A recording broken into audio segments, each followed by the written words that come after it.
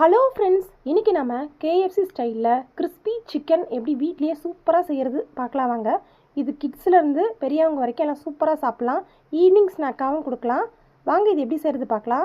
ஒரு பவுலில் ஒரு கப் அளவு கெட்டி தயிர் எடுத்துக்கலாம். கொஞ்சமாக தண்ணி சேர்த்துக்கலாங்க. ஒரு முட்டையை உடச்சி சேர்த்துக்கலாம். சேர்த்துட்டு இதை நல்லா ஒரு 5 மினிட்ஸ் பீட் பண்ணி எடுத்துக்கலாங்க. இப்போ 5 நிமிஷம் நல்லா பீட் பண்ணி விட்டாச்சு. இது கூட கொஞ்சமாக உப்பு சேர்த்துக்கலாம். 1 டேபிள் ஸ்பூன் அளவு தனி மிளகாய் தூள், 1/2 டேபிள் ஸ்பூன் அளவு மஞ்சத்தூள், 1 டேபிள் ஸ்பூன் அளவு மிளகுத்தூள், 1 டேபிள் ஸ்பூன் அளவு ஜீரகத்தூள், 1 டேபிள் ஸ்பூன் அளவு இஞ்சி பூண்டு பேஸ்ட் சேர்த்துக்கலாம். சேர்த்துட்டு இதை கலந்து விட்டுக்கலாங்க.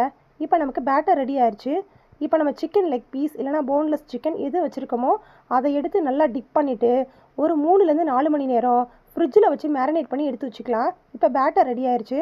அடுத்து கோட்டிங்க்கு 1 கப் அளவு மைதா மாவு, 1/2 கப் அளவு கார்ன்ஃப்ளவர், 1/2 டேபிள் ஸ்பூன் மிளகாய் தூள், 1/2 டேபிள் ஸ்பூன் கரம் மசாலா தூள், 1/2 டேபிள் ஸ்பூன் அளவு மிளகுத்தூள், கொஞ்சமாக உப்பு சேர்த்துட்டு நல்லா கலந்து விட்டுக்கலாங்க.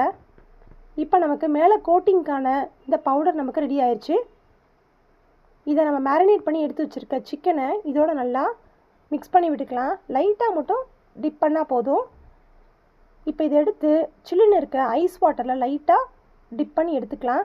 அகைன் இந்த கோட்டிங் பவுடரில் மிக்ஸ் பண்ணி எடுத்தோம்னா நமக்கு ரெடி ஆயிடுச்சு. இதை சூடான ஆயிலில் மீடியம் ஃப்ளேமில் ஒரு 10 to 15 மினிட்ஸ் வச்சு குக் பண்ணி எடுத்தோம்னா சுவையான கேஎஃப்சி ஸ்டைலில் கிறிஸ்பி சிக்கன் தயார். இதை உங்கள் வீட்டில் செஞ்சு பாருங்கள். செஞ்சு பார்த்துட்டு உங்களோட கமெண்ட்ஸ் எனக்கு சொல்லுங்கள்.